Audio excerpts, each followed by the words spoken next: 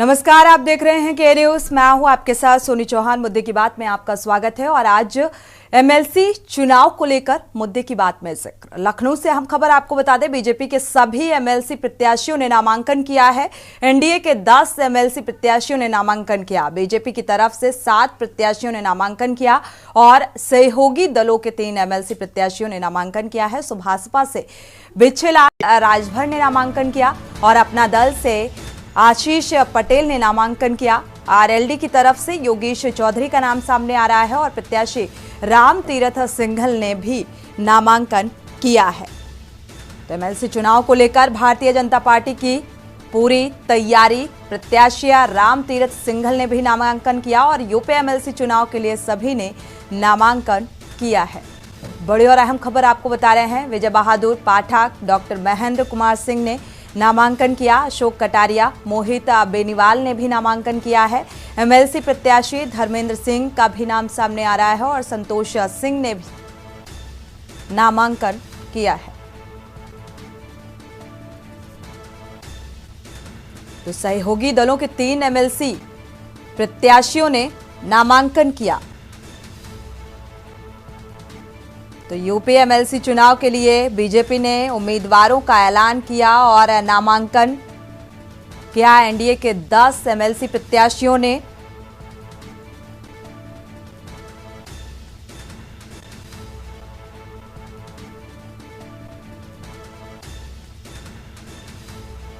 MLC चुनाव को लेकर बीजेपी ने उम्मीदवारों के 7 नामों का ऐलान किया और बीजेपी ने एमएलसी चुनाव के लिए पूर्व मंत्री महेंद्र सिंह को भी टिकट दिया है। तो पूरी तैयारी, 7 प्रत्याशियों ने नामांकन किया।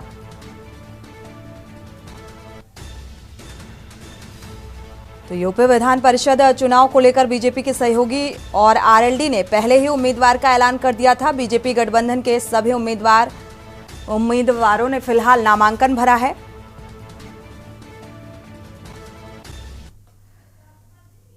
मुख्यमंत्री योगी आदित्यनाथ और डिप्टी सीएम केशव प्रसाद मौर्य और डिप्टी सीएम ब्रजेश पाठक के साथ वित्त मंत्री सुरेश खन्ना और तमाम मंत्रियों की मौजूदगी में एनडीए के प्रत्याशियों ने विधान परिषद के लिए नामांकन किया और एनडीए से यूपी विधान परिषद में 10 एमएलसी उम्मीदवारों ने नामांकन किया है। विजय बहादुर पाठक, महेंद्र कुमार सिंह, अशोक कटारिया, मोहित बेनीवाल, धर्मेंद्र सिंह, राम तीरथ सिंघल और संतोष सिंह को एमएलसी का उम्मीदवार बनाया गया है।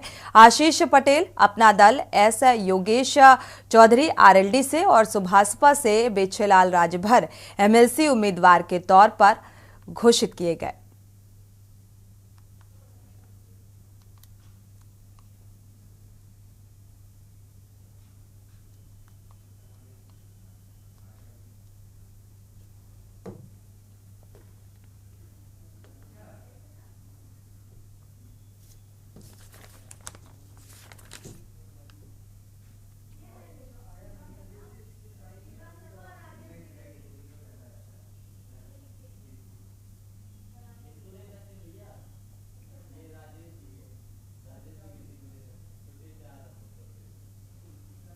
तो यूपी विधान परिषद चुनाव को लेकर बीजेपी के जो सहयोगी के तौर पर हैं, आरएलडी ने पहले ही उम्मीदवार का ऐलान कर दिया था और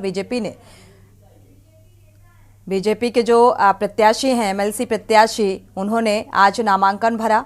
बीजेपी की ओर से पूर्व मंत्री महेंद्र सिंह और विजय बहादुर पाठक ने भी नामांकन भरा।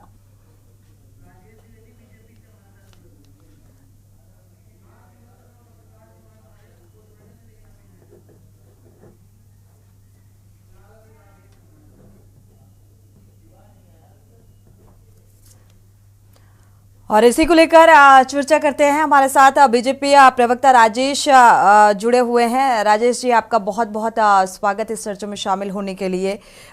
शुरुआत आपसे करते हैं क्योंकि एमएलसी के उम्मीदवारों का भी ऐलान हो चुका है और आज सभी प्रत्याशियों ने नामांकन भरा।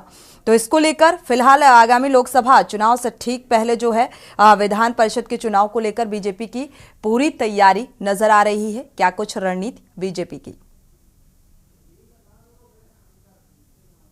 राजेश, तो बहुत बहुत धन्यवाद। और मैं आज जितने भी एमएलसी के प्रत्याशियों ने नामांकन किया है, हम सभी एनडीए के परिवार को हार्दिक शुभकामनाएं और बधाई देते हुए, ये जीत की कामना करते हुए मैं बधाई देता हूं कि देखिए योगी जी के फिलहाल दोबारा से संपर्क करने की कोशिश करते हैं। आपकी आवाज क्लियर नहीं मिल पा रही है, लेकिन आगामी लोकसभा चुनाव से पहले भारतीय जनता पार्टी ने जिन उम्मीदवारों का ऐलान किया है, और उससे पहले आपको बता दें, क्योंकि लोकसभा चुनाव को लेकर भी तैयारियां सभी राजनीतिक दलों की चरम पर हैं, उससे ठीक पहले उत्तर प्रदेश में विधान परिषद चुनाव के लिए बीजेपी ने पूरी तरीके से एक रणनीति और कमर कस ली है, क्योंकि एमएलसी प्रत्याशियों ने आज नामांकन भरा। एनडीए के 10 एमएलसी प्रत्याशियों ने और जो खास नाम निकलकर सामने आ रहे हैं, जो बीजेपी ने जिन 7 प्रत्याशियों के नामों की घोषणा की है, उनमें से पूर्व मंत्री महेंद्र सिंह भी शामिल हैं। एमएलसी चुनाव में बीजेपी ने महेंद्र सिंह को मैदान में उतार कर एक बड़ा दांव खेला है।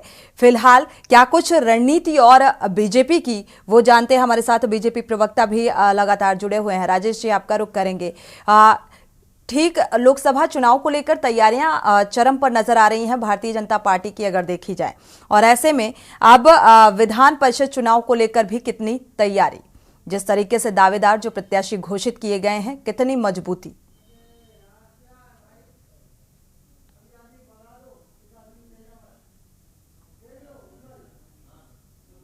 राजेश जी, आप सुन पा रहे हैं? हाँ मैडम, नेटवर्क की कोई प्रॉब्लम आ जा रही है, कट जा रहा है। जी, आवाज आ रही है राजेश जी? हेलो, देखिए भारत के यशस्वी प्रधानमंत्री माननीय श्री नरेंद्र मोदी जी के नेतृत्व में पूरा भारत देश का हर जो विकास के पथ के मार्ग पे आगे चलने का संकल्प लिया है। राष्ट्रवादी विचारधारा से उत्प्रोत परिवार है वो एनडीए सरकार के मजबूती के साथ में क्षेत्रीय जनता का हर परिवार कमल फूल खिलाने के लिए तत्पर है। वहीं लोकसभा के चुनाव को देखते हुए जो एमएलसी का चुनाव है, इस एमएलसी के चुनाव में जो भारतीय जनता पार्टी और एनडीए में के सम्मिलित परिवार को जो है प्रत्याशी बनाया गया है, निश्चित भारी बहुमत से जो है उनकी जीत होगी। चूंकि एनडीए के बराबर कोई विपक्ष टिकी ही नहीं पा रहा है। कारण क्या है, विपक्ष की जब सरकार थी तो विपक्ष ने विकास तो किया नहीं, भ्रष्टाचार को फैलाने का काम किया। जनता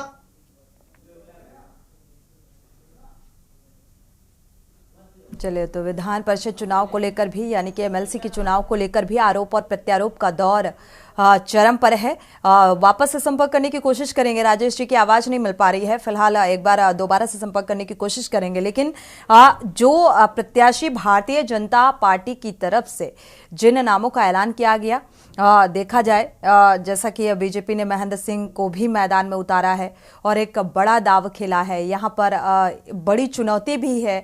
आगामी लोकसभा चुनाव से ठीक पहले विधान परिषद चुनाव को लेकर अब तैयारी भारतीय जनता पार्टी की नजर आ रही है, और उसी एक ठोस रणनीति के साथ जो एनडीए की ये 10 एमएलसी प्रत्याशी हैं, वो चुनावी मैदान में हैं और आज अपना अपना नामांकन भरा है। भारतीय जनता पार्टी ने जिन 7 प्रत्याशियों के नाम का ऐलान किया, वो फिलहाल अशोक कटारिया को भी मैदान में उतारा गया है। मोहित बेनीवाल का भी नाम सामने आ रहा है, जिनको टिकट दिया गया है। एमएलसी प्रत्याशी के रूप में आज नामांकन भी भरने के लिए पहुंचे, नामांकन भरा है इन सभी प्रत्याशियों ने। यानी कि एक ठोस रणनीति और लगातार जिस तरीके से समाजवादी पार्टी का अगर जिक्र करें तो समाजवादी पार्टी ने पहले ही अपने एमएलसी प्रत्याशियों का ऐलान कर दिया था। एक कांटे की टक्कर यहां पर देखने को मिल रही है। मुद्दे की बात में वापस लौटते हैं और चर्चा इस बात को लेकर, क्योंकि 13 सीटों पर चुनाव होना है विधान परिषद का, और आज नामांकन की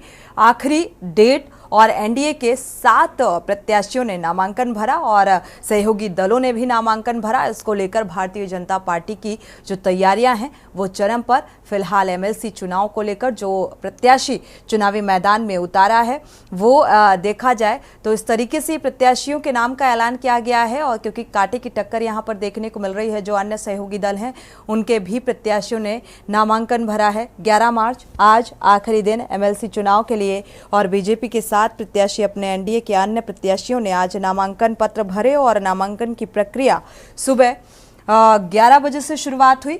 बीजेपी के प्रत्याशियों के साथ ही सीएम योगी और आदित्यनाथ और डिप्टी सीएम केशव प्रसाद मौर्य भी इस बीच नामांकन प्रक्रिया के दौरान मौजूद रहे।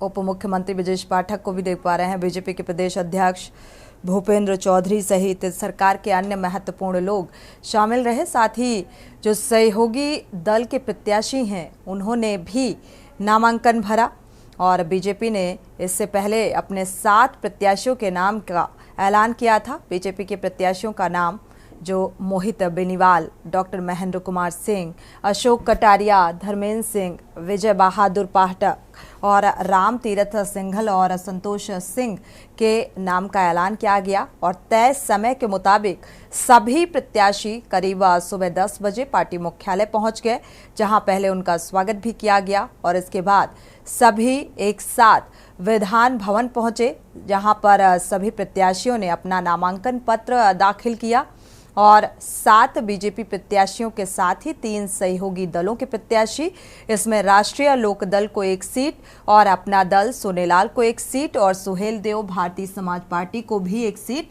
मिली है। यानी कि सहयोगी दल मिला के जो 10 प्रत्याशी हैं एनडीए के, वो फिलहाल आज उन्होंने नामांकन भरा।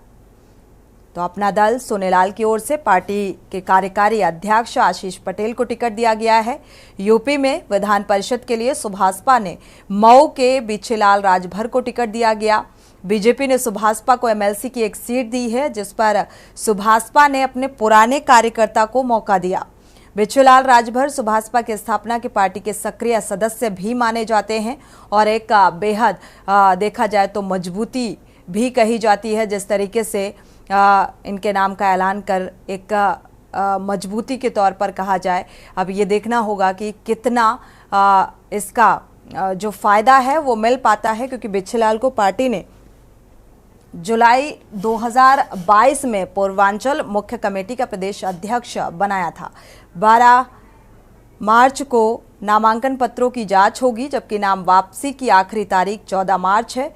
13 विधान परिषद सीटों पर 21 मार्च को वोटिंग होनी है।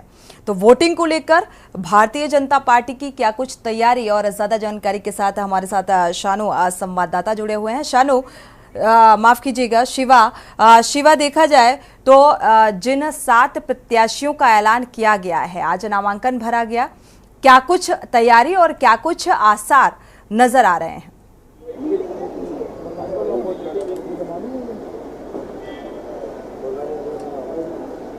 देखिए, अगर समाजवादी पार्टी की बात की जाए तो अभी अखिलेश यादव ने कुछ ही देर पहले जो एमएलसी चुनाव के उम्मीदवार थे उनके नाम की घोषणा कर दी है, जिसमें शाह आलम और गुड्डू जमाली, किरण पाल कश्यप और बलराम यादव का नाम सीधे सीधे। पहले ये चर्चा लगाई जा रही थी कि इसमें हो सकता है कि आलोक शाक्य का नाम भी शामिल हो, लेकिन वो फिलहाल उस लिस्ट से बाहर कर दिए गए हैं। अब तीनों लोगों के नाम घोषणा करने के बाद अब वो सीधे पार्टी कार्यालय से विधानसभा के लिए नामांकन के लिए निकल चुके हैं, क्योंकि नामांकन का आज आखिरी दिन है। ऐसे में बहुत जरूरी है कि तय समय से विधानसभा के अंदर पहुंच करके अपना नामांकन दाखिल किया जाए। और चूंकि विधान परिषद का चुनाव है और किसी भी तरीके की देरी नहीं होनी चाहिए, कि अभी कुछ ही देर पहले भारतीय जनता पार्टी के जो तमाम उम्मीदवार थे उन्होंने अपना नामांकन किया है और अब समाजवादी पार्टी की तरफ से जो उम्मीदवार थे, जिनको आजमगढ़ से बहुत ज्यादा मजबूत माना जाता है, बहुजन समाज पार्टी छोड़ करके आए हैं गुड्डू जमाली, उनको समाजवादी पार्टी में शामिल किया गया और अब उनको एमएलसी का उम्मीदवार बनाया गया समाजवादी पार्टी की तरफ से। और बलराम यादव जो लंबे समय से मंत्री रहे हैं समाजवादी पार्टी से और वो पूर्व सरकार में माध्यमिक शिक्षा मंत्री भी रहे,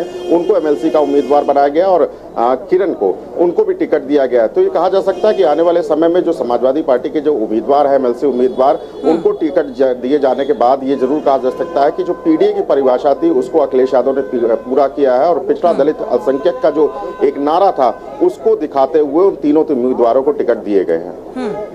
बिल्कुल, पीडीए की जो भाषा लगातार इस बात का जिक्र करती हुई नजर आई है समाजवादी पार्टी, और इसी विचारधारा के साथ आगे बढ़ते हुए नजर आ रहे हैं। साथ ही अगर भारतीय जनता पार्टी के जो प्रत्याशी घोषित किए गए हैं या जो सहयोगी दल हैं, जैसे बिछीलाल को पार्टी के नाम का ऐलान किया गया है, इनकी भी एक मजबूती देखी जा रही है अच्छी खासी। जितने भी प्रत्याशियों के नाम का ऐलान किया गया है, जिन्होंने आज नामांकन भरा, तो ये एक दूसरे को कितना कॉम्पिटिट करते हुए नजर आ रहे हैं, किसकी मजबूती कितनी नजर आ रही है?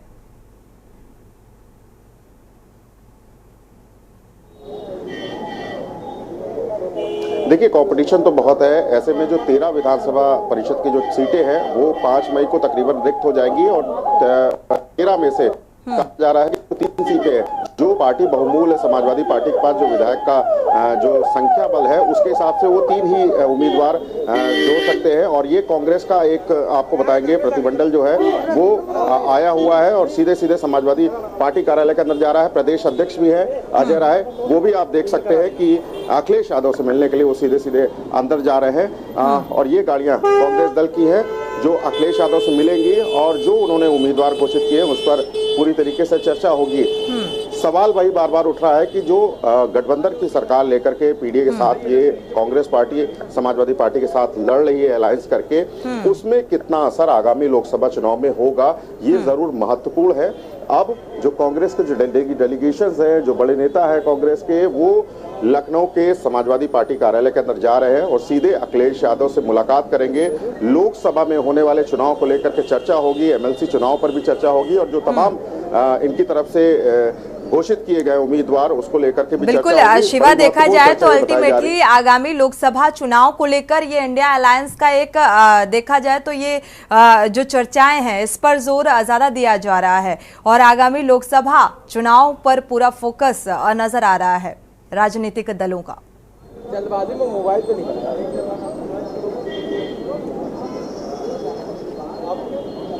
बिल्कुल ये पहले से ही कहा जा रहा था अखिलेश यादव की तरफ से कि जो इस बार का लोकसभा चुनाव है वो समुद्र मंथन की तरीके संविधान मंथन का चुनाव है। ऐसे में जो पीडीए के सभी लोग हैं वो एकजुट होकर के चुनाव लड़े और भारतीय जनता पार्टी को करारा जवाब दे और उसी को देखते हुए कांग्रेस के साथ में गठबंधन किया था समाजवादी पार्टी ने और उसी का असर देखने को मिल रहा है कि तय समय समय पर जो कांग्रेस का जो प्रतिनिधि मंडल है, जो कांग्रेस के उत्तर प्रदेश के जो नेता है वो अखिलेश यादव से मिलते रहते हैं और लोकसभा चुनाव में जिन भी उम्मीदवारों को खड़ा करना है उत्तर प्रदेश के अंदर उसको लेकर के चर्चा होती है। और चर्चा इस बात को भी है कि कोई भी जो प्रत्याशी है वो कमजोर ना हो, चाहे वो कांग्रेस का हो चाहे वो समाजवादी पार्टी का हो, हर सीट पर उनको शिवा वापस लौटते हैं